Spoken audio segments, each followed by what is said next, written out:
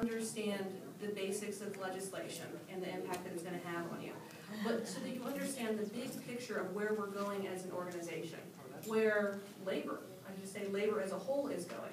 Many of you saw the pictures on the news not too many weeks ago about the Chicago Union. That's AFT, American Federation of Teachers, local number 1. And we are American Federation of Teachers, local number 4995. Their fight is our fight, and it's exactly the same thing. They went out on strike not because of money. Don't listen to any of the press talking about the greed, which you've so readily heard attributed to yourselves. They went out because of the students. The amount that they're able to give to the classroom has been limited because of standardized testing, because of evaluations, and all the other curricula that takes away from the impact that they're able to have successfully on a child's life. And you know that. That's why you're here today. So we're going to continue to have these symposium series to allow folks like yourself and each and every parish in the area, Caddo, Bossier, Webster, DeSoto, Monroe, all co-hosts of this event. Because this is a shared fight, whether it's in Chicago or it's across the state of Louisiana. So I'm going to introduce our main guest today. This is Brian Landry. He's our in-house counsel, I'll say confidant, perhaps champion of the teacher at large in Louisiana. If you haven't met Brian, he will give you his individual business card, because we call him daily. And he's going to walk us through the logistics of the legislation, and then we're going to have a question and answer between Brian, myself, and Jackie Lansdale, president, as you all know, of Red River United, on how we're going to move the project forward. You know, the impact that it's going to have on each and every one of you is, you know, perhaps severe. But let's not leave it at that. We want you to know what you're going to come away with when you leave this meeting today. You know, what securities do you know you have? Whether it's through Jackie, whether it's through Brian, whether it's through the person sitting next to you. I like that look up front. That's your brother, that's your sister. All right, I'm going to stop babbling. Here's Brian. Thank you.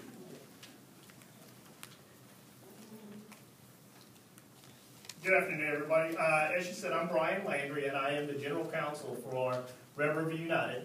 I am in a general civil practice of law. I love Red River United. I love teachers. You do not fill 100% of my time doing education law, although occasionally it does seem like it's 100% of my time doing education law. We have a general civil practice. I like to consider us to be your family lawyer.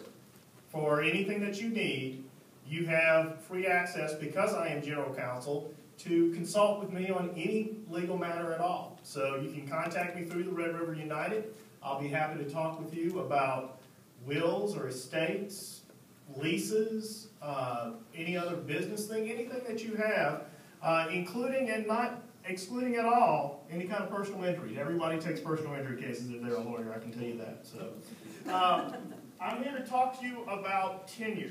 And I'm going to get away from the mic a little bit. I usually don't have trouble with people hearing me in rooms, so I hope you're not having any trouble now. There has been a great change that is not a Louisiana change. That is a nationwide change in how the government, meaning the governor's office, a mayor's office, a legislature, a Congress, a president, how they focus on education as a whole and what they think is the best thing that can be done. It kind of prompted the slogan that we had come up with about a year or two ago about those who can teach, teach, those who can't teach, write laws about it. And that's essentially where we're at, but there's no sense fighting that, okay?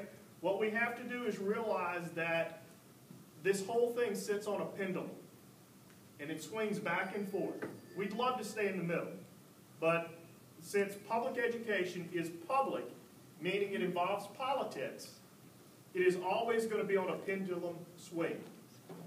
About the 1920s, the pendulum had swung very far over, and people were angry because teachers were being fired if a new political party came into a school board, and they just fired the teachers of the losing side, or if the teachers didn't write enough checks or make enough deduct box donations to Huey P. Long. If you're a history teacher, you'll know that context. And these types of laws like tenure and civil service were a pendulum swing back the other way to protect public employees like school teachers from that type of political influence. So when you think of tenure, I want you to take something out of your mind. I want you to take out of your mind the idea of academic freedom, the idea of it being related to the type of research or work that you do. That is a completely different animal. It probably should be called something else. That is academic tenure, which is really associated with a university or a college type setting. What tenure is in the high school, elementary type setting is a more secure job position that requires a dismissal for something that's related to just cause. But we're going to get to that when we walk through the process. So, I have to thank, anybody teach at Magnet High School here? Any Magnet school? Okay. I have an 11th grader at Magnet. He's mostly responsible for the video presentation here. So when we look at tenure, I want you to think one thing. Whatever your ideas about tenure, I want you to wipe them out. Okay? And I want you to just focus on what the law is now and not what it used to be. The purpose of the law and why we were changing it. Well, as you can see in the first point, the stated purpose for the change was to decrease the burden to school systems in terms of time, cost, and paperwork necessary to discharge teachers. There had been, in the 5 years that I represented Caddo Parish, one full tenure case that I had been involved with that went all the way through. One I picked up on appeal after another attorney had done it, and then maybe 3 or 4 at the most where tenure charges were threatened to be brought, but there was a compromise that was reached. Either the teacher was allowed to retire, took a disability leave, maybe lesser discipline than being fired, like a suspension or a reprimand or something like that, was negotiated. So in 5 years, we're talking 7 incidences that I have been involved with. That's a very low number when you consider the size of the teaching population in Caddo Parish. Like it or not, we all know, because we know from being in the schools, there are what are truly ineffective teachers. Not whatever this math formula is going to show. But we know there are people that should not be in the profession. And one of the things that was happening was the administration was not attempting to weed out the bad teachers under the existing law. Their argument then became that, well, we're not doing that because it's too costly, it's too time-consuming. In Louisiana, that really wasn't the case, but in a lot of other states, it did become a very burdensome, costly process to be able to try to do all the statistical analysis and all of that in order to discipline even one teacher.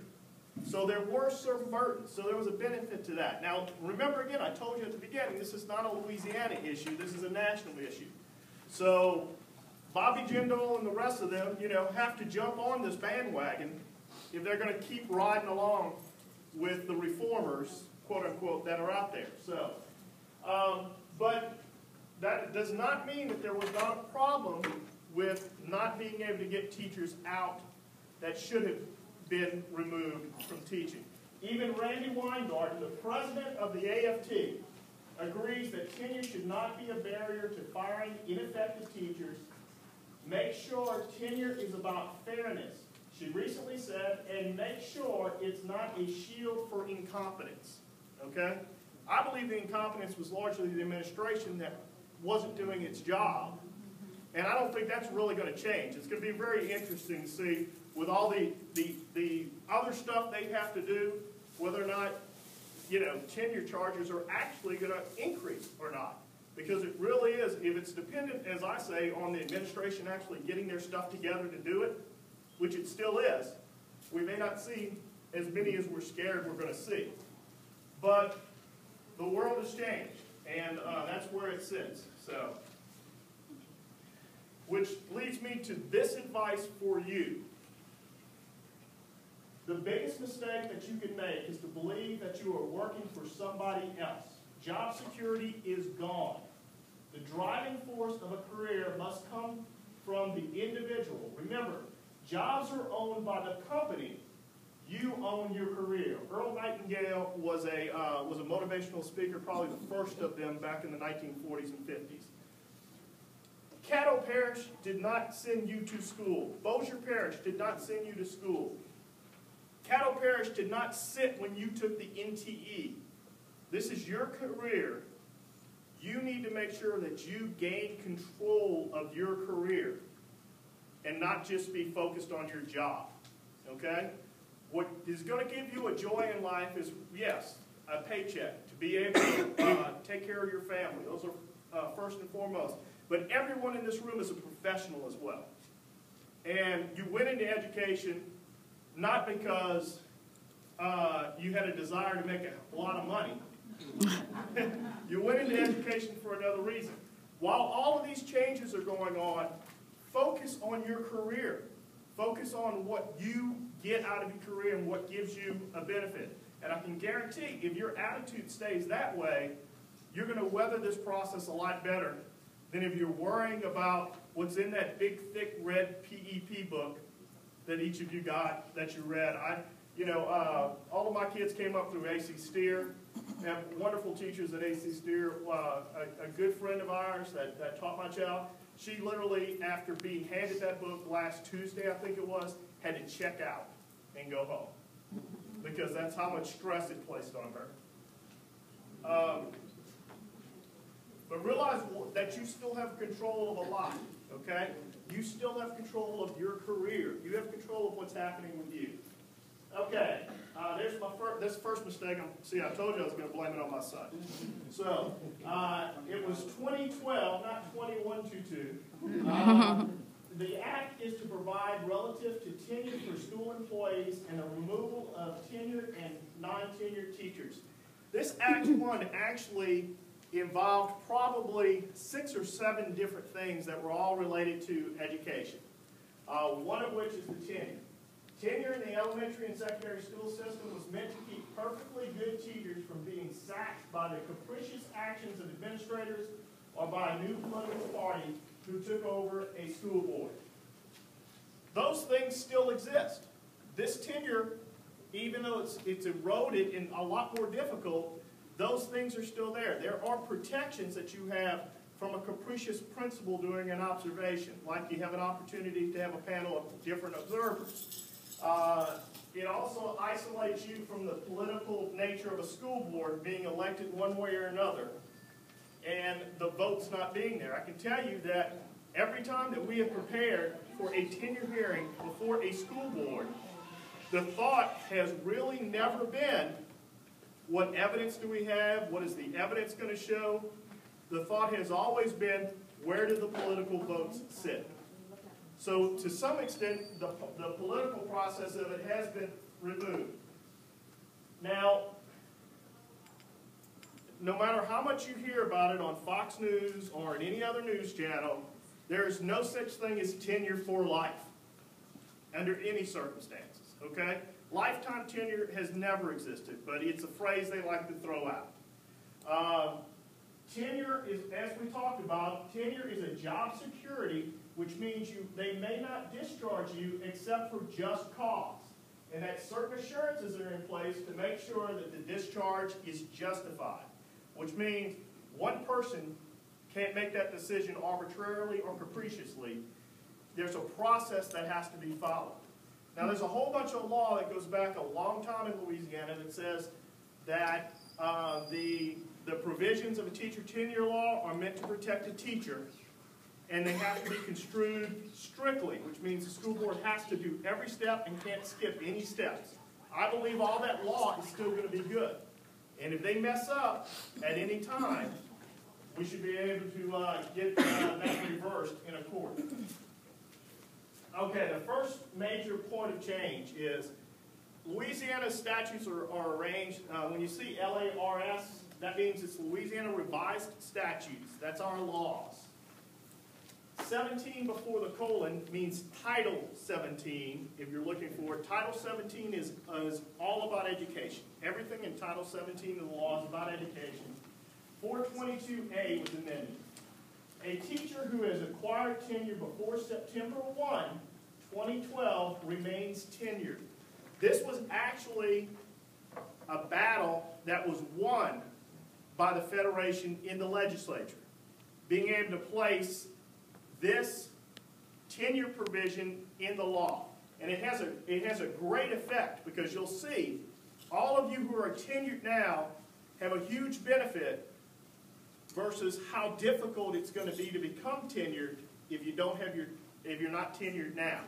So the fact that your tenure was recognized, and anybody that was tenured by September 1, which means that, you know, everybody's situation is a little different, but generally speaking, it means 3 years of teaching. The first day you walk in the door in your 4th year, you're tenured.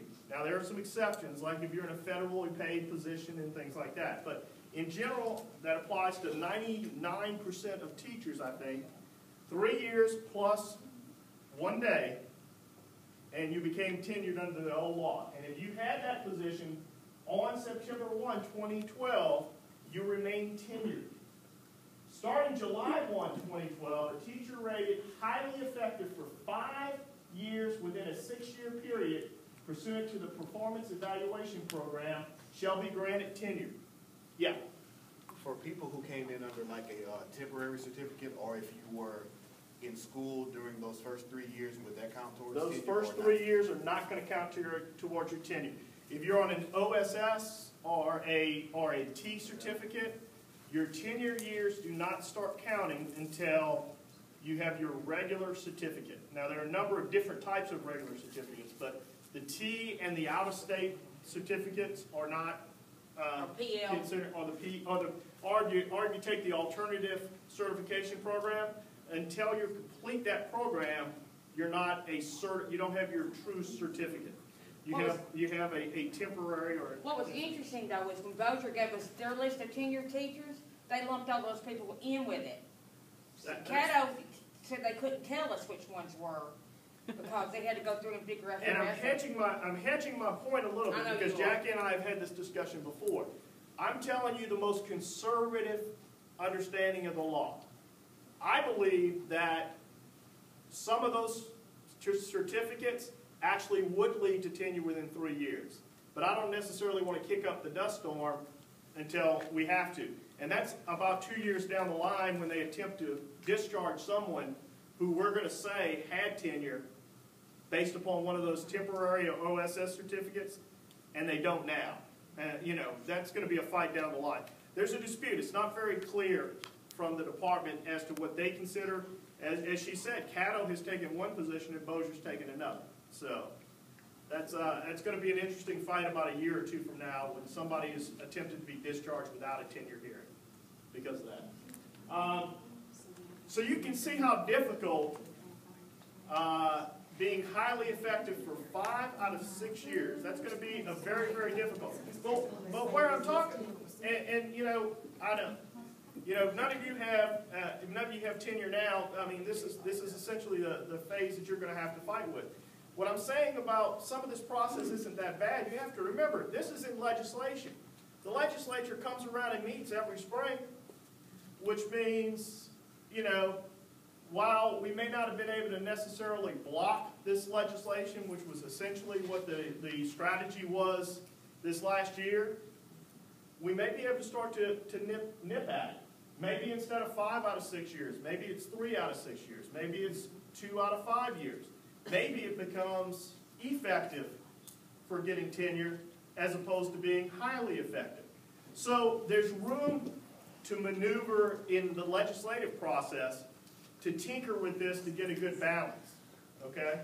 So I would look for, over the next, you know, 3, 4, 5 years of the legislative process,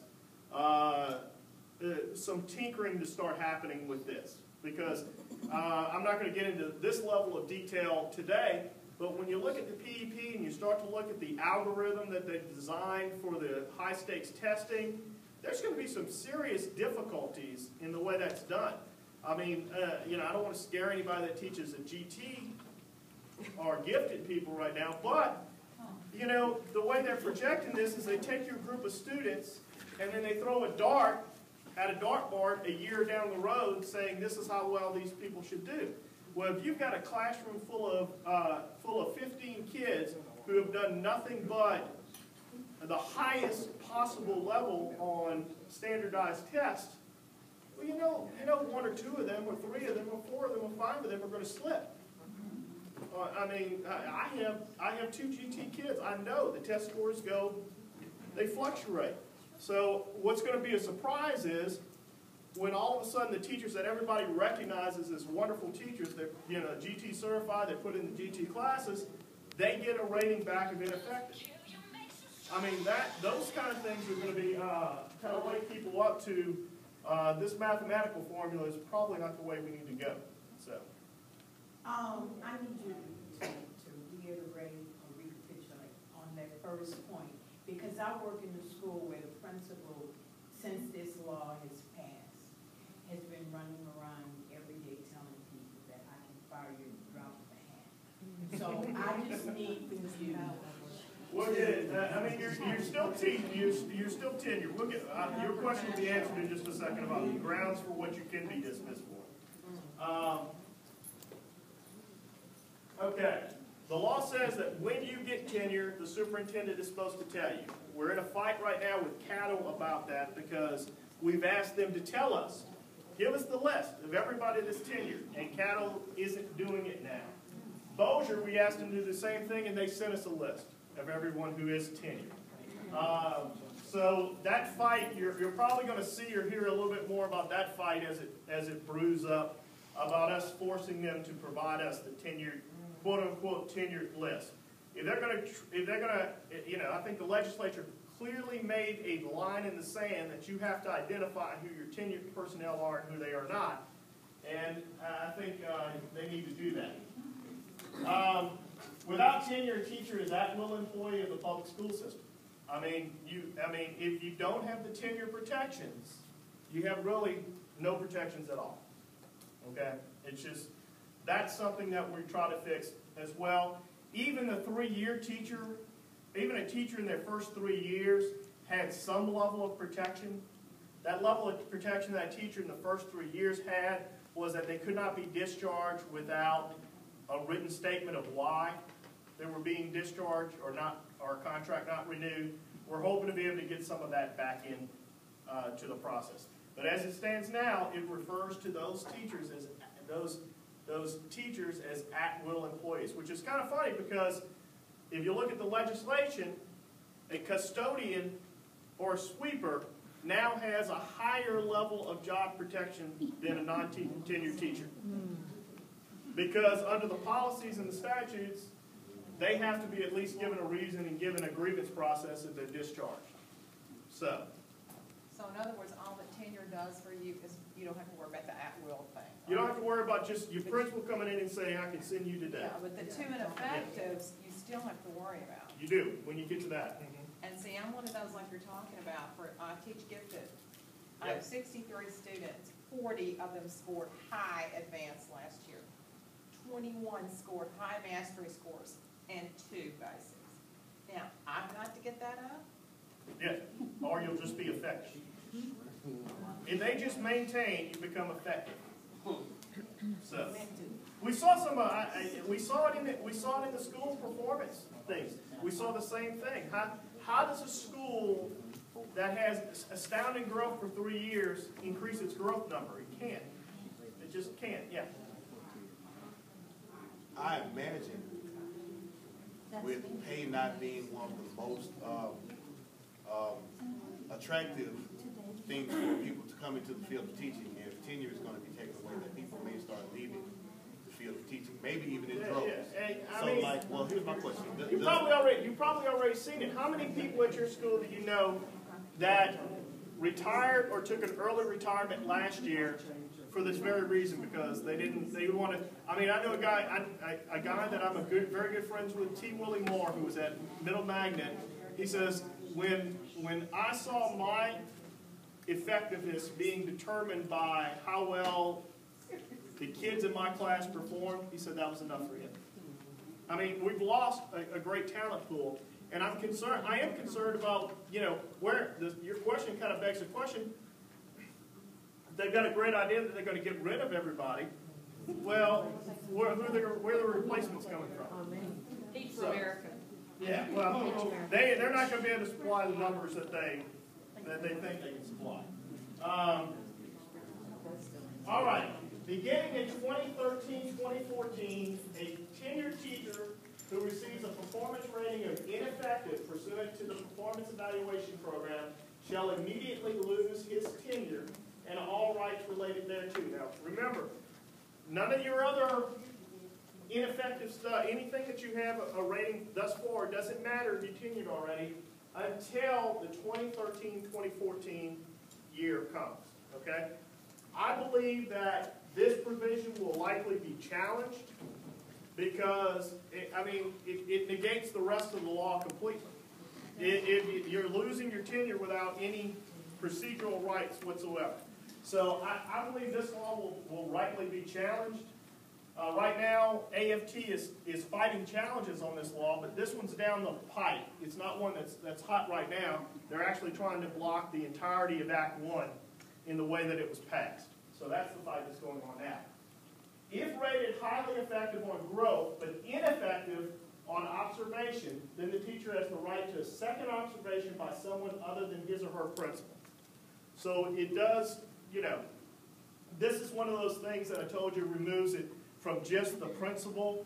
Now, the way this is done is the superintendent is supposed to have a panel of 3 district-wide trained evaluators who will come in and evaluate. There will be a grievance procedure in order to challenge any ineffective performance rating. So that has not been developed yet because we're not in effect yet. That won't come into effect until 2013, so we don't know what the grievance procedure is going to look like in CADA. And that is part of what Red River United is working on with the administration, is to try to build as much fairness into that grievance process that's going to be in place in 2013 when those ineffective ratings are challenged. And the things that we're working on are, developing experts in statistical analyses, developing other people that can look at film of the teacher and be able to, reevaluate based on film. Those types of things. We're looking at being able to build the cases in those grievance processes about the ineffective rating and the problems with it. Okay? Okay, removal of teachers. This is kind of what we were talking about. Yeah? With that second point, isn't the law say that the testing results trump the observation? So if you get a perfect observation, your testing results. That's correct. Exactly. Your testing results, So in Louisiana are 50%, and that's enough. That's But not there really are 100%. 100. If you have an ineffective testing result, you're going to end up in a tenure grievance process. Just the test right now in Louisiana means almost 100%. everything. Yeah. It's called 50%, but you're right. It's almost everything. There's no grievance process if your testing comes out to put you in effect. Yes, there is. Any ineffective rating results in the grievance process. And that's what we're doing. We're going to challenge, what's going to happen is we're going to end up challenging the testing process in these grievance proceedings about ineffective. And remember, you get to that point is, they can, the state can create all this they want, but ultimately it's the superintendent and the school board who are going to decide whether you stay or not stay. Yeah. You're going to have every special ed teacher is going to be right there. They do not have a special ed exception. No, they don't. No. Yeah. Did you just say ultimately the superintendent has the last word? Well, a court will have the last word about whether it's grounds or not, but the authority of firing and hiring in school systems was converted from the school board to the superintendent. So if the superintendent says he still wants you, then what happens? That's a good question. I don't know how Because best, I I've don't know how already best sent to mine put a it letter, on. and he's practically told me that he still wants me. We'll see. It's gonna take like I said, it's still gonna take a while for some of this to play out into knowing what's gonna happen. All right, prior to termination, the superintendent must give written reasons for a decision to terminate a teacher, and the teacher has 7 days to respond to the superintendent. This is what we're calling the 7-day letter. It is a very quick time frame. Wow, you know, I'm thinking now, one superintendent, a lot of teachers, they're supposed to be ineffective, because that's what they're saying, about this bill code. Yep. I don't know. There's not a lot of practicality in this law. I have to admit it to you. But if you get a letter that essentially what happened before was the superintendent would present a resolution to the board that they wanted to bring tenure charges against you. The board would vote on that, and then you'd be sent a letter with the board resolution with what your charges were, and you had 20 days in which to respond, and a hearing was conducted before the board. Well, that first part has been changed. Now, since the superintendent has the hiring and firing authority and not the board, the superintendent has to send you a letter. The way that they're doing it in Caddo is they're sending it via certified and U.S. mail, and they are calculating the time from the date they mail it. All right? The law doesn't say. No, it's and in fact, as far as I know, there's only one that's happened in Caddo Parish thus far. Okay, I just want to say. And they have called it 7 calendar days from mailing. I just want to say. When the response is due. Can you put this in your computer, in your brain, because, I get mail from people that's supposed to go to Bossier City. And so, you know, these people never get their mail. I got a letter yesterday from, a bill, saying that they had sent me a bill before and I've never got it. Let me tell you how I'm doing it. I came in and met with a lady yesterday on Monday to make sure that we got her response in that day because it was the 7th calendar day. I do not want to be the one to challenge. I'm going to treat it as 7 calendar days, and I think and my advice is everybody else should. Now, if somebody does that, if somebody doesn't get their letter and they're late making their response, well, we're clearly going to fight that to say it wasn't reasonable notice. But don't borrow fights where you don't have to. I mean, I am bending over backwards to help individuals respond within 7 days of when they have it. Now, what happens is it goes back to the superintendent, and the superintendent then will make a discharge or a non-discharge decision. The 7-day letter, you haven't been terminated. He's still got a chance to say, okay, I understand your explanation. We're going to put all this in your personnel file. It's not going to go any further. Okay, but if it does go further, you will be discharged at that time, which is different than the old law, because you were not discharged under the old law until the school board voted to fire you. So remember, the change now is the superintendent now has the firing authority under the law. So the superintendent's decision after your response to that 7-day letter will be the decision. Okay? What can you be fired for? You can be fired for willful neglect of duty, incompetency, dishonesty, immorality, being a member of an outlawed group, or poor performance. A little redundant. Poor performance and incompetency seem almost the same thing. But the poor performance one is the one we talked about. It's designed strictly on test scores. So that's where you could be fired, just for the poor performance. Being a member of an outlawed group, the only one I couldn't find, I found some cases that were old. They all involved communist groups. I would imagine if you were a member of a terrorist cell, that would be, a reason now to fire you. So it's what we see a lot, though, is what we see now and what we've seen in the case law has been a lot of willful neglect of duty. Okay? You're given a lot of paperwork at the beginning of school. You're given a binder at the beginning of every school year. that has tons of rules and tons of procedures in it. And if somebody really wants to get you, they find one of those that you didn't do, or one of those that you didn't follow, and they accuse you of willful neglect of duty. So, during this time frame, I'd urge you to be very careful to cross your T's and dot your I's. If your administrator tells you to do something a certain way, and it's a different way than is in the binder, then make a note, send a letter to Jackie so that we can record it, because we have a database where we keep all of that stuff. When your administrator tells you to do something that's different than the book, okay, we keep all of that stuff in an effort to try to come back and be able to protect you later down the road if we need to, okay? So willful neglect of duty, I'm expecting what you're going to see is they never bring tenure charges on one item. It's always 2 or more items. So, they're going to have you for elementary school not changing the toilet paper roll to where it rolls forward instead of under, which is the biggest fight at my house. But, something like that. So,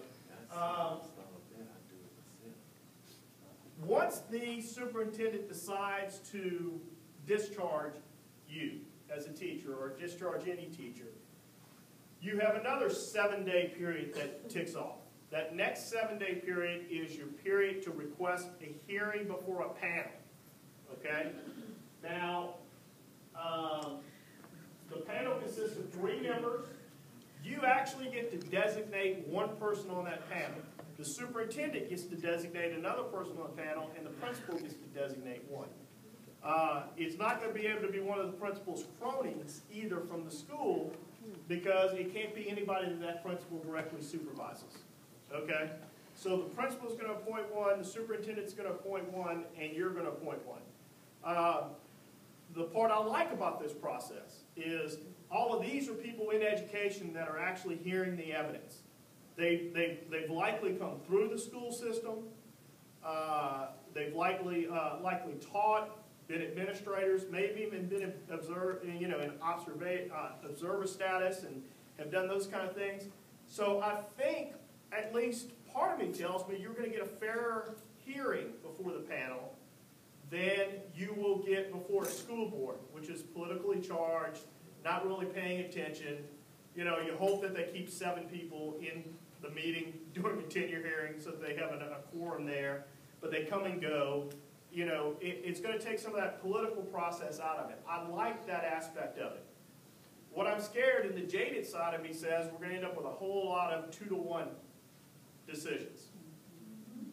I hope I'm wrong, but I can't discount reality that you probably are going to end up with a lot of 2-to-1 decisions with the principal's designee and the superintendent's designee voting to uphold the superintendent's decision, and the teacher's designee to make sure voting to uphold that the decision was not reversing the decision of the superintendent. It has to be unanimous? No, it doesn't. And in fact, I'll talk in a little while about it. The panel actually ends up making a recommendation, not overturning. The panel isn't like a supervisor of the superintendent, but it's another chance for the superintendent to go, okay, let's say you have a panel, and the panel comes back 2-to-1 or 3-0 disagreeing with the superintendent's discharge. The superintendent could still discharge, could still make that decision, but he's going to have a lot of pause because you still have the right to go to court about whether that's a fair discharge or not. And I think that when you get to court and you look at all the fairness of this, and a judge is looking at it, if he sees a panel of 3 that disagree with the superintendent, that those discharges are going to be reversed.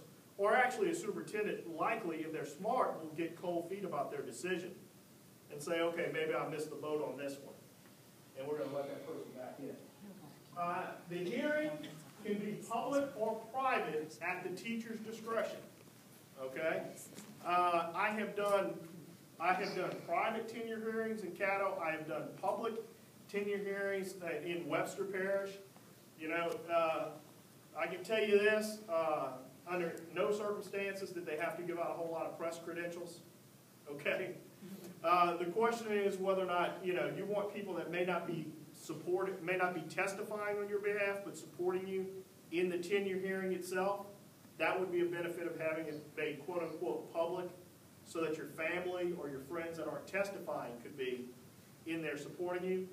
You know, this is also your business. If you want it private and you want the evidence just to be the witnesses and the attorneys and the panel that's deciding it, then, you know, that's completely up to you. Former students and former parents that can back you up and support you. They can. I mean, you know, it's all going to depend on the circumstances of each case and whether or not. My advice is always based on public or private about a discussion with the client to make a determination, will this help your cause, will this hurt your cause? When it was politics, I almost always advised public and to crowd the room. This isn't politics, but the panel still could be influenced. So it's going to take some thinking about the individual case. There are cases, let's say, you know, you've got cases involving, it's sad to say, but some involve some child pornography issues on computers and stuff like that. If that's the instance, I may advise a client to actually go with private as opposed to public. Don't make a bigger problem for yourself. Just the allegation and the evidence, even if it isn't proved later, could hurt you just by being in public. So the teacher has a right to subpoena witnesses. You can still issue subpoenas. You know, who will we subpoena? We subpoena the principal. We subpoena the curriculum coordinator. We subpoena the co-teachers to come testify. We would subpoena, you know, perhaps former students or parents to come and testify as to, you know, your effectiveness. The panel will make a recommendation to the superintendent. At that time, the superintendent could choose. If the panel recommends to do so, we hire the teacher. And if the teacher is rehired, you get all back pay from that point. Now recognize I just said back pay. During this process, you are not getting paid. Okay? After the last thing you're going to get paid with is after you write that 7-day response letter, you'll be paid until the superintendent decides he wants to terminate you, and then your pay will stop then. Okay? Your membership in Red River United will not stop then. Okay? No matter what an administrator may tell you, because we've had administrators, after they fired certified personnel, classified personnel say, well, you don't get any union rights now because I've just fired you. That's wrong. Your rights as a member of Red River United will continue throughout this entire challenge of the tenure process. Yeah? My pay is prorated. I'm paid year-round. But technically, it's a, what, 9-year contract? 9-month contract, yeah. Everybody, your pay, if at the end of that 9 months when school is out, you've actually earned everything that you're going to earn. They owe you that last, 3 months that are going to be paid. So if you're terminated, what happens is it'll drop that down to exactly what you're owed, not the prorated amount, and you'll get a last paycheck. So you'll be paid through August? You'll be paid. No, you will get one last check. You will get one last check after the superintendent's termination. That will be everything that they owe you up to the point of that termination. Period. How much time does he have to get back to you about the termination? And we're not going to ask him. Nope. There's no time that he has to get back to you. Okay. And so, but you'll be paid until he does have make a decision. Right. But then after the decision is made, it's at that point. You are officially terminated. Okay. The tenure hearing process can only result in your reinstatement. Okay. But we are paid from August through August. When they decide to terminate you, So they'll terminate us in the spring, or when those CBRs. Then they'll pay you up what they owe you for the summer. They will pay you up. They will pay you in one check everything that they owe you up to that point. Up to the August check. Up to So that you point actually where you won't let be go. paid for If you're what let go in December, they will pay you through December. Period. But anything that's left over, because there's, even then at that point, it's still prorated. There's still going to be a little bit, you're going to get a bigger check. Because they're going to owe you some money. They're going to give you your regular December check, and they're going to give you whatever they have prorated thus far in the year in one lump sum then. Pay you for 12 months. Yeah. Okay, if you go back and you're reinstated, you said that you would get your back pay. How does that affect your retirement? Is it a break in service or? It is not considered a break in service, and your retirement contributions are made just Out as of your that back pay, back pay. just as your back pay would be made. Yes. So there's no break in retirement service. Okay, if a teacher is not reinstated, the teacher has 60 days to apply to the court for review of the decision. No new evidence is allowed. The court shall decide within 10 days of the filing of the petition. So the legislature felt that they could give the time frame to a court that they didn't give to the superintendent, which is kind of interesting. But, and I don't know how anything can get done in a court of law in 10 days. That seems almost impossible. But this is different than the prior law as well. You are actually allowed to almost completely retry your tenure case before a judge. The same case that you may have tried, you know, same witnesses, same evidence, everything. Effectively now, the court will receive a petition, will review the evidence that the panel considered, and the panel, everything that happens in the panel will be recorded, just like, and a record will be made, just like in a court of law. And the judge will consider all that, and will consider arguments from the attorneys, and will make a decision about reinstatement. Okay? Yeah. If you're reinstated with the district. That does not necessarily mean you go back to the same school or the same classroom. Your employment is with the district, not a specific school or a classroom. Yeah. My question is about no new evidence. I feel like there's a lot with the statistical analysis that they're doing that they're still figuring out. So what if all this happens and there's still a piece of that puzzle that they figure out within that 60 days, you still couldn't present it? You know, if you go into court for another matter, new evidence changes everything. I agree. I think that I know what the law says, but remember as well, there's also a constitution that's on top of this that discusses due process of law. Right. And if I do believe in a situation like you're talking, if some key new evidence develops, then the Constitution would require the court to actually consider that new evidence as well. The statute says no new evidence, but the Constitution is spring to the statute. So the best advice is to keep your ducks in a row, have everything ready to go, and present the best case you can, and hope you never have to get that far through the system. That's correct.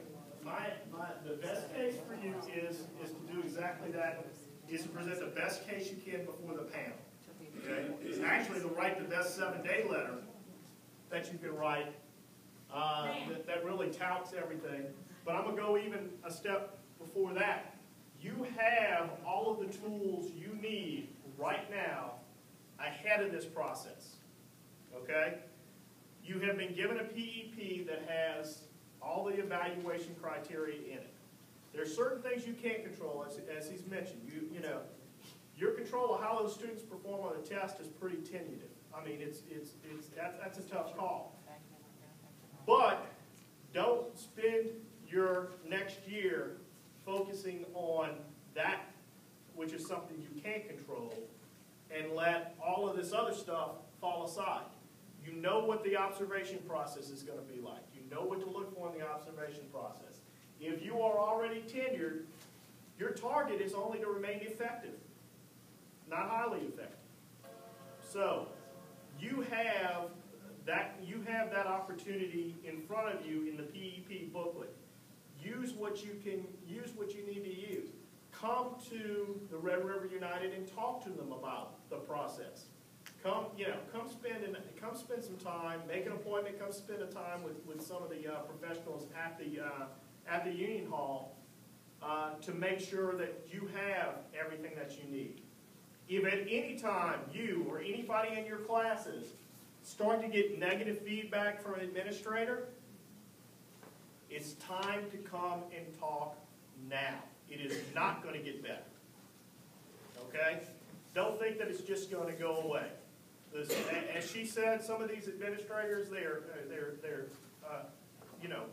power hungry and drunk on this new authority that they think they have. I don't think it's actually going to come to that because, as we talked about before, I mean, I'll be honest with you, number one, teachers do a good job.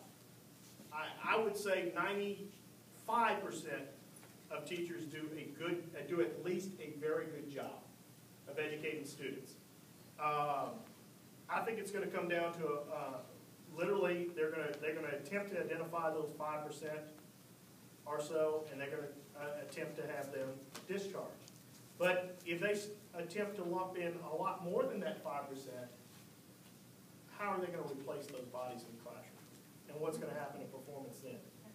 If you're at a school, you may be at a school now, and there's 6 long-term subs teaching, test classes. Well, you know what? If you're in a situation where you're at a school and there are 6 long-term subs in one of those positions, whether they be 4th grade, 5th grade, or one of the other lead testing, one of the other high-stakes testing, when those students come back a year from now and they have not met their goals, that substitute is not going to be the one that's in trouble. That principal is going to be the one that's in trouble. Now, also, we focused on what the new law did with teachers. In addition to all of these great added responsibilities and powers that superintendents got, there's a criteria that's judging superintendents too. Okay? So, I don't think principals or superintendents should be getting drunk on power because they have a lot of responsibility that's come with that power. And, if you're like me, you don't believe teachers were the problem to begin with, then after you do all this, the students are still going to perform where they perform. And, and then they're going to walk up the ladder. Principal's next, superintendent's next, and then eventually they're going to get right back to the Department of Ed who started all of this stuff. And, somebody's going to have to answer, well, maybe that was the wrong pathway to go. But what I'm saying is, when we go back and look at this, remember, tenure is a level of job security. Do what you can to control the areas that you can control. And don't worry about the others because there's really nothing you can do about that. Trust in your career. Know that your career is the one you chose. And if you're good at it, you know you're good at it. You're not going to need, a panel or, a superintendent who's on his way through Louisiana from Michigan to South Carolina to make a difference. Okay? Jackie, I guess, open up for any more questions? Sure. I have a question. You mentioned the PEP, and we have not seen that. I'm curious, what is that? You haven't seen the PEP yet? No. What is it? Personnel. The personnel evaluation plan? Okay, what you should know about that, it has passed before the school board, and we did work on it, and one of the key things that we did on it is that some triggers that you should be aware of is if you are at any time put on intensive assistant, that's a big thing, because that's why if a principal is going to deem you ineffective, they have to put you on intensive assistant. That's like going to the hospital and being in ICU. You better take it seriously, and at that point, you need to be picking up the phone and calling us. Because one of the things we did here locally was to make sure that you had a right to have a representative at that point. I would just venture to guess that's not anywhere in anybody else's policy in this state, because we worked on it to make sure that because we've always done it informally, because I've had that relationship with the board, but now it's formalized and it's actually in policy. So if you're getting a bad evaluation in any form or fashion, you need to recognize that you do have a right to have representation, and you need to avail yourself of that service. That's not that is not the time to be an ostrich and dig your head into the sand. And I'm embarrassed. That's the point that you need help. Yeah, you're not going to ignore anything. Like the 7 days, I've heard you say you better have a good letter. Now, what you better do is be picking up the phone and calling us so I can get with Brian, so we'll make sure you have a good letter. You're paying dues. You'd be incredibly insane not to be using the services that you have in place. I mean, you've got a brilliant attorney here. Why would you not, You teach kids. You're not an attorney. You know, avail yourself of the resources. Yes. Yes. There was a deal on the website, the Department of Ed website, and it talked about your rating. Right. Right, and it said if you got ineffective twice, they were gonna apply for teaching certificate. Yeah, but that won't count this year. The ineffective you got. All I would tell you is the clarion call. You better pay attention to it, because what it's gonna do is, it's not about your students this year as much as where it was your students were last year and where they go to this year. Right. And Brian kind of equated that to just throwing this imaginary dart out into the future on a calculation that nobody truly even knows what it is.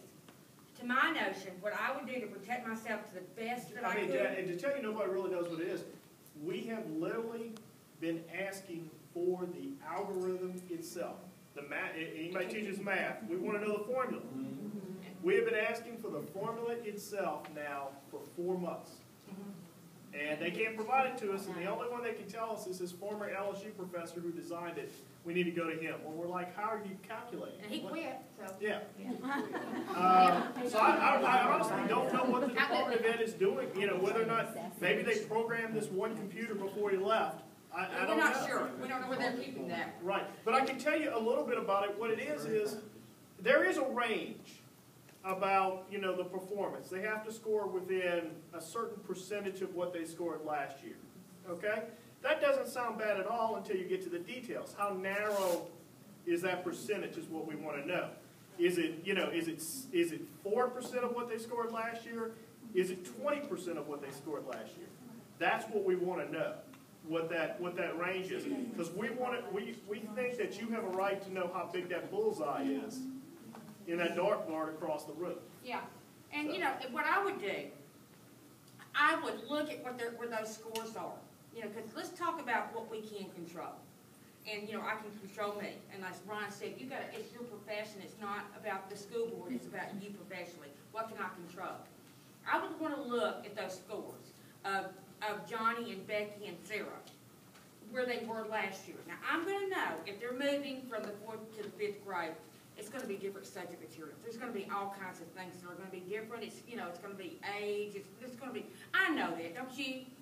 We, as intelligent human beings, we know that. But what I can do is look at their scores. And I'm going to know those scores have got to move the next year. I had a teacher that last year, she looked at her scores, and she thought she did really well because where she was you know, her scores that year for 4th graders to 4th graders, it looked better. But what they weren't comparing 4th graders to 4th graders. They were comparing 3rd graders to 4th graders. So you want to look at where the kids were the year before, where they were, and you want to kind of almost do an SLT or a target for every kid and say, you're going to have to move. I said if I was a PE teacher, and it was on body mass index, I would be calling mom and saying, I want to know what you're eating tonight. Because by golly, you better not be eating French fries. You know? Because my whole career depends on your kid performing. And every time you get in my way, you don't bring your homework, you don't come to school, the school district doesn't remove them and they're bad, I don't have materials and textbooks, I am going to do report it. I am going to go to report it at redriverunited.org, and I'm going to put my name in the subject line, and I'm going to report it. And just as you're thinking about it, you know, it could be, it's just, all you're doing is creating an anecdotal record. Because what's going to happen if they don't meet the SLTs, if they don't meet these SLTs, and we have reasons why they haven't met this SLTs, those are going to be able to be presented in this hearing. And we'll have this record that's under your name, that has all of these, you know, all of this, we're going to record keep for you at Red River United. We're going to record keep all of this evidence that we hope we never have to use. But if we do have to use it, we're going to have it. That, I wrote 7 referrals. I asked the student to be removed from the classroom, 5 times, and the student wasn't removed. We're going to have all of this contemporary evidence. It's not going to be after the fact evidence. It's going to be contemporary, and it's going to be very hard for them to overcome. If you were a doctor and you were going to the doctor, you don't think the doctor keeps a record? I mean, if their job is to lower your cholesterol, you don't think they keep a record of your weight and everything else that you're doing, and whether you are taking your meds, Yeah. whether you're Yeah. exercising? But if you were also, and what she said was very important, it is not how well you do this year compared to how well you did last year. It's Not you can't think to yourself that, okay, last year I had, 3 mastery, 4 basic, and 1 approaching basic. This year I've got, I've got 6 advanced, so I did real, I have 6 masteries, blah, blah, blah. What you'll find out is if 6 of those kids were advanced the year before, you've been now ineffective. Because you didn't get them advanced, you got them mastery. We have seen So that. it looks like you think, okay, I performed better this year. And it would seem to make sense that you performed better, but that's not the test. The test is how well those students did the year before. Yeah. How is that software that you have that keeps everything on file work? Is somebody going to be looking at it and typing it, or is it going to take directly what we type? It's what you type. Can it take more than just text? Can it take audio and video files as well? Yeah. Yes, it's email. Okay. Yeah, we're already getting a lot of it, and all we're doing is keeping You it. can attach audio and video files to it, and we It's a really store good it. idea, though. That is a very good idea, yes. Especially So, pictures nowadays. let me get this in my brain correctly. So, my 4th grade student, Bill, last year, whatever his score was last year, they're gonna compare Bill's score this year under a new teacher. Uh-huh. But that's going to be the new teacher's issue, not yours. That's their headache, not yours. And in many Your Okay, headache, so my Susie your headache this was year- Johnny that came from last year to You got to know what Okay. Susie did last year to be able to tell, because you're charged with taking what Susie did last year and make sure she does the same within the range of error or better. So, Not the same. Well, not the same. Well, you Please still don't have go to have the down. growth component. You still have to have the growth component. But what about when the tests aren't aligned, like the lead? But that's a reported matter. You're going, every single thing, everything you think, oh, I don't have time to write this down, you do have time, because your livelihood, your future, your professional career depends on you. Listen, I feel very comfortable that we're gonna be perfectly okay. We're gonna be there, we're not stupid people. We're gonna be there to protect you all the way through this process. I'm not concerned about this. I'll be more concerned about things that will get you in trouble, like impermissible corporal punishment and well, you shake your head, it happens. But I every get day. it, I know it does, Yeah. I know it does. But, that's the kind, Yeah. this one, I think that all we gotta do is, we gotta, it's kind of, you gotta stay in the running. We gotta keep our position until we can change the legislation. And, your tenure, we're gonna keep you there, and if you get a bad evaluation, we're gonna take that on. And, right now, I'm already writing grievances for bad principals, because I want the documentation in place that, you are a stinker. And I want everybody to know you're a stinker, so that if anything comes back, if you come back and write me a bad evaluation, and I've got a great record, I'm gonna link it back to the principal. I'm not gonna let you get hung by a bad principal. When you're going on the website and it's talking about how all these teachers have been trained, Mhm. and you have no idea what they're talking about. And so you go to your administrators and you say, the website is telling me this, and I have no idea. And they say, me neither, we haven't been told yet, we're asking too. So when I document, I just keep a copy in my email, right, and their response. And you send it to us. Okay. You sent it to, and Vicki and I, the reason we looked at each other, because we had just gone through this whole thing. In fact, my last remarks to the board was talking at the fact that they promised to get all this material out for the Common Core. Nobody's gotten anything.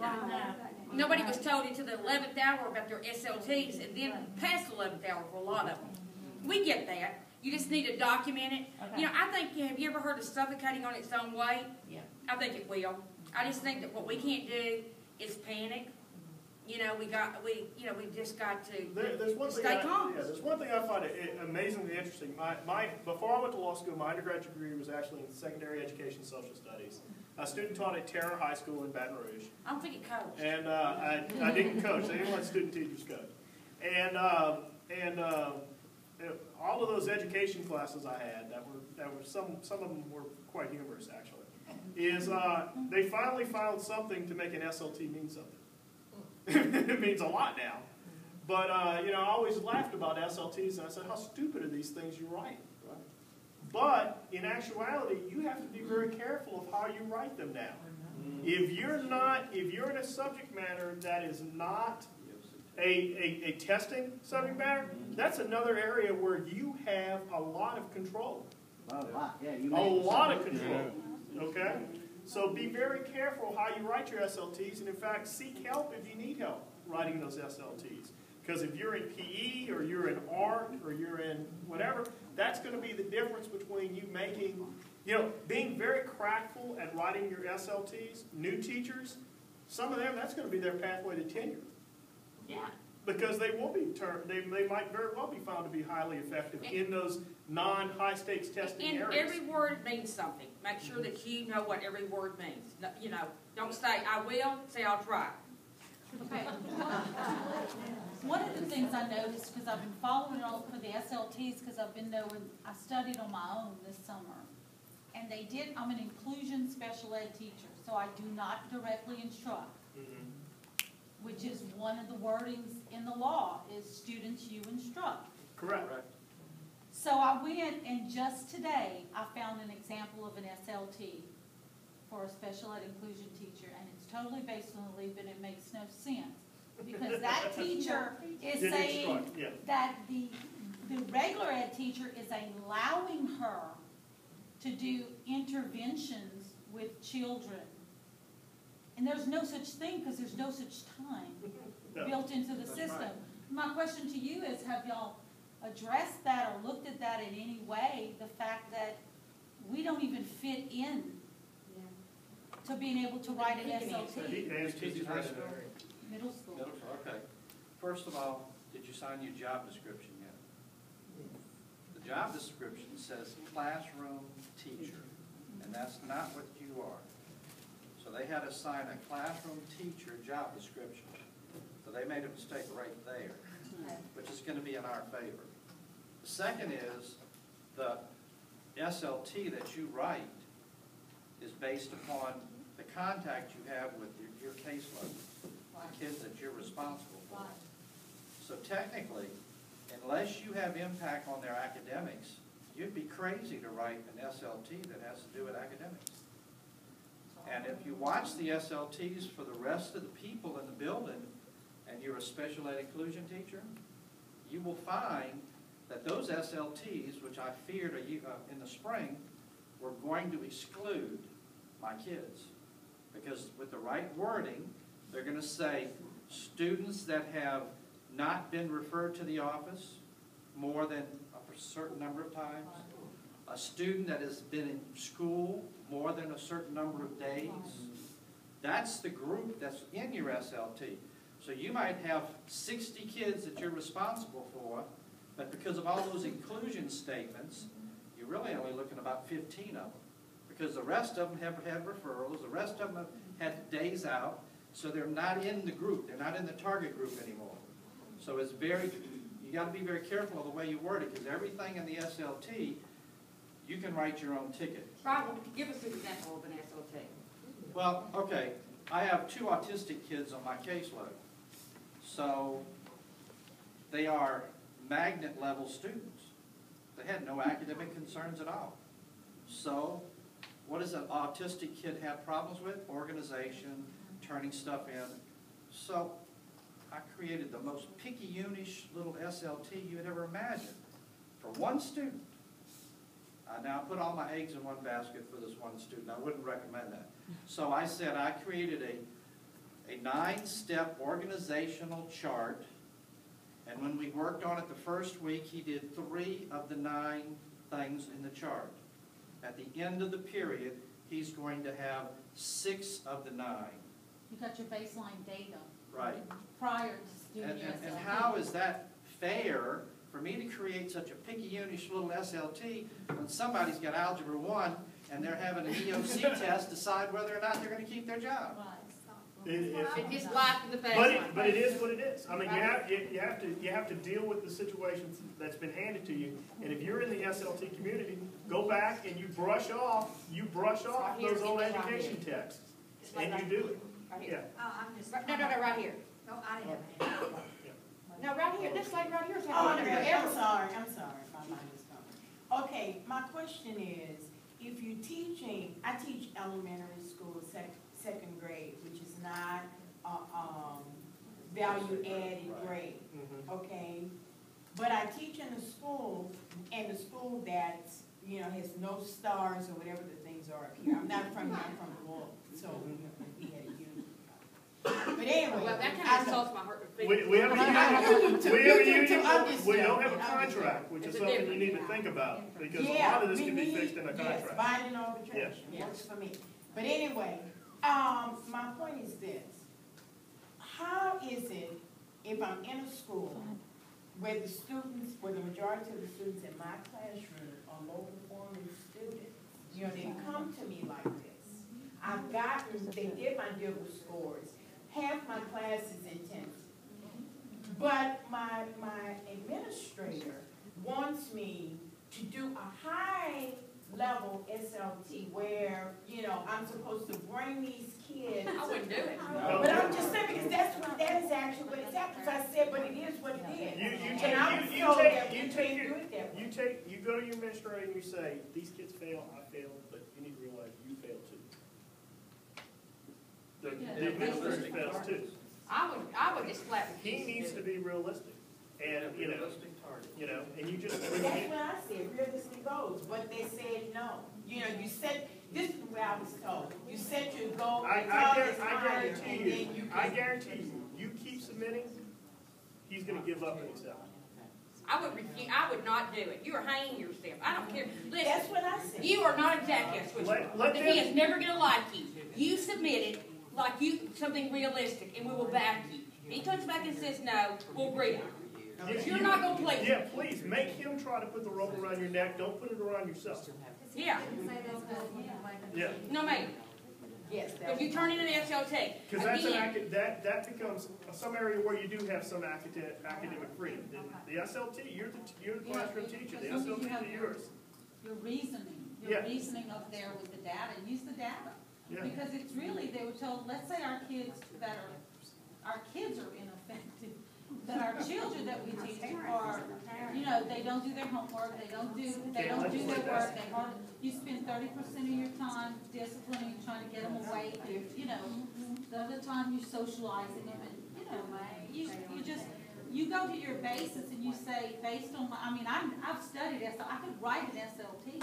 It's harder for me to write one for inclusion because I'm reading the others, but go ahead and get your basic information and say they had scores at this level, and I used the standard score. They made a 231 and a 236 and a 198, and based on that, I think they can only bring it up 5 points. And then make it a 236 And if you're 230. using DIBELs, and I hate DIBELs. I hate DIBELs. It is not designed. But the one thing about DIBELs is it has built a whole lot of statistical things that show that it doesn't change a heck of a lot. One day. and honestly, from my perspective, what I've seen, you're a heck of a lot better off than Kathy Parrish is doing gifted and talented. Yeah. You truly are. I saw it when it was tested in DeSoto Parish. And I'll teach her that her scores came in at 23, which were not highly ineffective, or what the lowest one. But she was still very dismayed and didn't know she even wanted to teach anymore. Next year, she got some kids that were IEP and IAPs and all that kind of stuff. Her score came in the next year at 94. Now, you know as well as I do, that is a statistical anomaly. You do not change from a 23 to a 94 in 1 year. You do not. She was highly effective this past year. So when Jackie's talking about the thing falling down under its own pressure, those types of statistical anomalies are going to show as this process. Just don't throw yourself under the bus. Yeah. Don't agree to SLTs that are impossible to reach. Yes. I can't hear. That, everybody doesn't have the same knowledge about SLTs. That's what he just got to say. Jackie, you need to do a workshop on SLT. They're due Monday. They're due Monday. They're doing October. We've had 8 days. They told us October. You want me to see if I can get like a postponement or something? Yeah. Yes, Do that. That would At my school, they keep saying saying, we tell you what we know as we know it, and we'll say, when are they due, and they'll say, we have no idea. Yeah. So we don't even know when we have to Yesterday, have due to Monday. Let me see what I can do, okay? I'll go to the superintendent, you know. And in our school, we didn't even get the testing.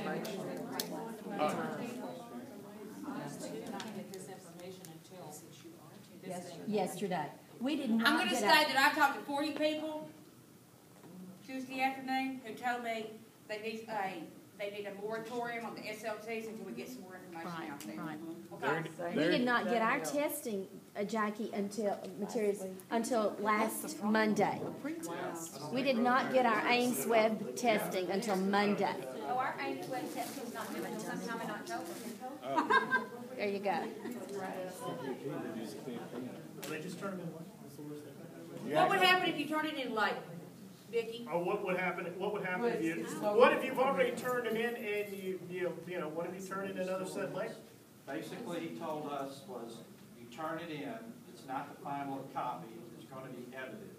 So that's what they were asking at our school, turn them in by a certain date, but that's not your final. So your next edit may be the edit that comes back, when you get it, you may have to just start typing over again. You may just start over. Who edits it? I don't think they know. Who edits? I don't think they do. Let me see if I can find some more. Y'all, everybody signed in. Did everybody put their email address down? Yes. Let me find out some information for you. That's why we need to talk. Private or It doesn't matter which one you go. It's in here. We would prefer not to have a school monitored email address. We would prefer In case I say something great. Jackie does not need to have her emails monitored by the administrator. I've already been blocked one time. In fact, we need your private one because when we do an email blast of what we're doing, that's the way. It's a trial year. At the end of this year, you will get your first ineffective, effective, or whatever. Now, somebody's going to be in this room going to be ineffective. I'm just going to tell you it's going to happen. It's going to happen because of the statistical model it has to. It's on a bell curve. Somebody in here is going to be highly effective, and somebody in here is going to be ineffective. It's going to happen. But, in the meantime, there's lots of things we can do. We're going to monitor. You got to go? Okay. Thanks a lot, guys. I appreciate it. You were told at our school that, last year, there was a school that piloted this program, the PLTs and all that, and 2 teachers were found ineffective, and those 2 were fired. Is that true? No, that is not true. In fact, I know some ineffective people that were not fired. Yes. I'm probably reaching here, but if you have like all types of ridiculous issues that go on outside of the school, like excessive fights, excessive skipping, excessive. That needs to be documented. Well, I mean, with the SLTs, could I say in a year where we actually have normal conditions and just? I don't want to. It has to be something you can accomplish. Or, the last time I checked, my vision of God, it was not wearing a purple shirt and a tie. So I don't think you can accomplish that. So I can write myself out the whole year? No. Okay. Yeah, no. Okay. No. You have to. It's something it's doable for you. Okay. It's something I can lose 20 pounds. I can't lose 200. I can't make you lose weight. So, Jackie, Yeah. we're saying that at the end of this year, this is telling us how we're going to be and what we need to do to improve for next year. That's right. So they're not. So no tenure is lost. They're not doing anything to us. At the end of this year, no. Possibly if you were deemed ineffective on the scores, you possibly could be into an at-will status. That doesn't mean you're going to get fired. That just means you could lose your tenure. The firing is that thing he's talking about when you go to the tribunal. So at the end of this year, if you're deemed ineffective, but we're going to challenge. I think we're going to prevail on any challenge. I really challenging. Unless this changes. We're not talking about challenging tenure or anything. We're talking about challenging the ineffective ranking. Well, no, tenure is 2 different things. I understand Tenure is what keeps you as a permanent employee as opposed to an at-will employee. You can lose your tenure if you get deemed ineffective. And we can grieve it on 2 different things. We have a grievance process that allows us to go through it.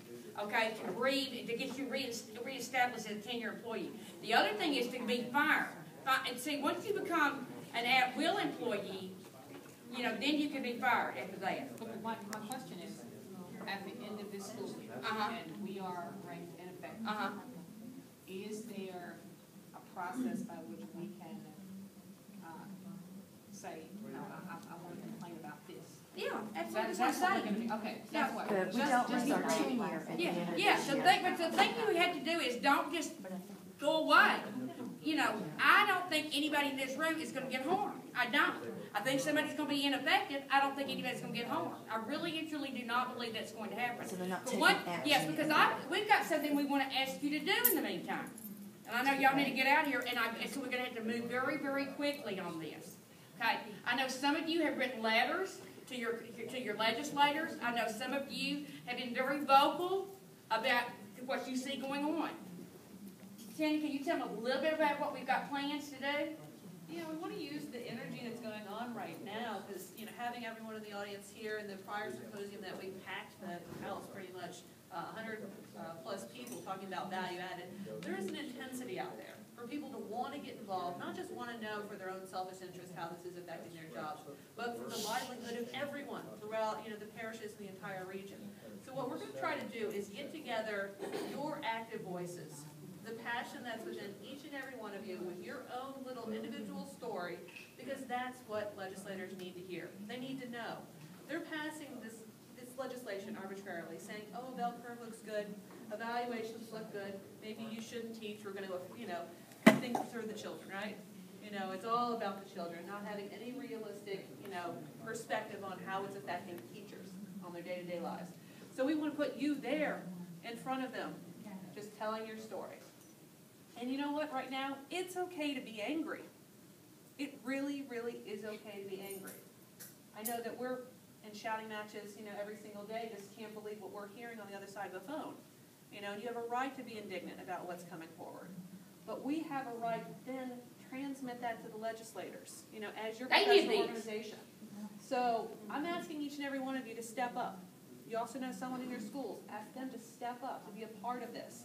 You don't have to be a very verbose person. You don't have to be, you know, brash. You know, you don't actually have to want to talk a lot. But everyone's got a story. And that's all that matters.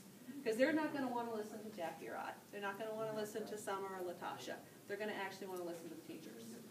Okay, so every week between, I want to say October 15th and November 15th, we are going to be visiting legislators, each and every single one of them. Because I don't care what their political persuasion, who we've endorsed, who we haven't endorsed, who we've given money to, who we haven't given to. I don't care actually how they voted. But every single one needs to know how you feel about these issues. So we have your information, and we will be contacting you. Is there anybody here that would not want to go visit a legislator? First of all, let me ask you this. Is there anybody here that doesn't have a story? Is there anybody here that couldn't tell a legislator how you feel about this? Is there anybody here that couldn't tell a compelling story about how this is impacting your classroom? Yep. Is there anybody here that couldn't do that? Or our life. Okay, okay. But everybody here has a story, am I correct? Yes. So, is there anybody here that wouldn't be willing to come together and we'll take 2 or 3 at a time, 2 or 3 teachers at a time, we don't want to overwhelm the legislator, and we go and visit them, and you tell your story. Is there anybody here that would have a problem with doing that? So we have the list here, and we're going to be calling you. And you're going to know people at your school that maybe for whatever reason couldn't come today, or maybe a colleague that couldn't come today, and if they've got a good, compelling story, we want to include them there. And we will go and we'll set up the appointments after school, and we will go and visit these legislators and let you tell your story. Let you tell how this makes you feel as a veteran teacher. Okay. There's another reason to doing this. You know, occasionally we get a person on the phone that says, I don't know about joining a professional organization. You know, well, what have you done for me lately? Don't get Jackie around on the other end of that call. I'll tell you that right now. This is what we do for you, because you're doing it for yourselves. You know, we're going to go visit those legislators. I'd say at dinner time. Dinner time. Since they want to say impromptu. That sounds good. Hey, works for me. Because people need to hear from you. You know, people within your schools, they need to know the energy that you brought to being, you know, in a symposium, in an afternoon, where you might want to be other places. This is what your organization does because of people like you. okay? Every single person, you know, automatically stepped up here, didn't even bat an eye that you have an issue to tell, or sorry, an issue, a story to tell. I appreciate that. I appreciate that thoroughly. Let people know this is what we do as an organization, because there is nothing more vital than education. And there's two things we're gonna leave here. I'm gonna find out about the SLTs, I'm gonna email everybody here. The other thing is, we're gonna put this together about going to our legislators. They're the thinkers that did this. I don't see going to the school board, I don't see going to a picket, I don't see going to any type of rally. Let's go see them. And make them look at you in the face and answer how they think what they did was the best thing. And bring some people with you, you know? Yeah. Before we leave, I want to recap here. I heard that we need to put down, instead of I will, I'll try. Is that right, on our That's SLT? right. So I'm in the process of writing. Well, that's what a lot of times people will do, like what is the thing you do, the PE, whatever? Can you do that? PGP. And they say, well, look, everybody's going to write this, and your scores are going. No, you never say that. You cannot guarantee. There are too many outside factors. I will make every attempt for them to move, but I am not God with a little G. So I'm not going home with these kiddos. You know. So it's okay to put I'll try to you. I will make every effort. And another thing I heard, document everything. Can we document it like on our computer at home? Is that what you're talking about, or? You can document anywhere you want to. And it will hold up. If there's not too many people that don't have a smart, no, send it to us. Send it to you, okay, because I teach art, and they are trying to get me to do, like y'all were saying, overly, I would probably, write an SLT that would be overly too much to ask. Ambitious, overly ambitious. Yes, and I know by the end of the year, I would probably be considered unaffected by that, what they're expecting me to do in the testing, the pre-testing. Oh, of course. Don't do that to yourself. Well, that's it. And just that point that I wish that they had more people to help write. It might be different. You can turn in an amendment. The reason that we have the reported system is it's got a timestamp on it. So it takes it off of your hands and them questioning, when things happened, well, if you have one little spreadsheet of all of these numbers and, And we go to court. A forensic, person can pull that and it look exactly. If they doubted us, like we did something to make it look like it came in, because there's any way we could say that email just came, if it came 6 months ago or vice versa? Generally, no. That's a good answer. So we should. The answer is yes. He's an old FBI agent. Yeah, but that's what we're going to do. Is everybody good with where we are right now? Yeah. I want to thank you because, really, you demonstrate the true spirit of unionism. It's an us thing. You're as vital to me, and you said we don't have a union, we don't have a contract. No, I didn't know I said we had a union in New Orleans, but what I'm saying is, what will it take to get a contract? Well, first of all, you have to have 7 board members that would be willing to allow you to go for an election. And they would have to be willing to give up that power to go. So it would be a lot of pressure for them to do that. Could we do it? Yeah. And what you want to do is always make sure you have an overwhelming amount of numbers. Now, we just recruited how many new people? We just concluded a new member recruitment drive for back to school and signed up 300 plus new members. Wow. Yeah, we're closing in on 3,000. Yeah, so, our goal by January is 3,000. Can we get a contract? The contract is within you. And your willingness to work for it and want it and to be willing. But if I call for the day, because somebody said, you never call for a walkout, I said, it's not that I call for a walkout. The question is, if I call for it, would you walk out? I can call for it every day. I have to know that if I call for it, because if Alyssa walks out and you stay in, you have killed Alyssa. Well, it's like I heard a lot of support for the Chicago teachers. I Right. heard a lot of lip service about it. But when I tell them, are you willing to do the same thing? Are you willing to walk out and say, this is not right, we're going to walk off the job? Several of them, well, I don't know. Well, that's, and if you walk out, you better know how you're going to walk back in. That happened last year when we all went to Baton Rouge. Right. I mean, our whole school was like, we were going to shut down. They had plans for the kids to go in the auditorium, da-da-da-da. And the next day, Julie and I were all in Baton Rouge. Everybody else chickened out and showed up to school. Yeah, and a very good example of that is, and it really worked out for our favor because we didn't take a hit over it, But on the other side of that, it was a very good example. If we had shut down the schools, which we had the capacity to do that, and if people had stayed home, you know, it would have been dramatic. It really would have. But you know, that part of it. But the fact is, the superintendent in many ways called our bluff. He said, no, we're going to open the schools. And when he said we're going to open the schools, all those people that said they were going to stay home, guess what they did? They went to school. They went to work. All they had to do was what? Stay home. Stay home. So you got to, you know what you're dealing with here. You know, you got to be smarter than the average, you know, Joe on that kind of stuff. Yeah. So, but my point is, you know, we're building toward all that. Do we have the capacity to get a contract? I think we're getting closer and closer to that all the time. But we're 3,000 strong. We are the largest non-collective bargaining unit in southeastern part of the United States of America. That's pretty damn significant. And we started that since 1996. You know? And it's a climate for collective bargaining here. It's tough. You know as well as I do.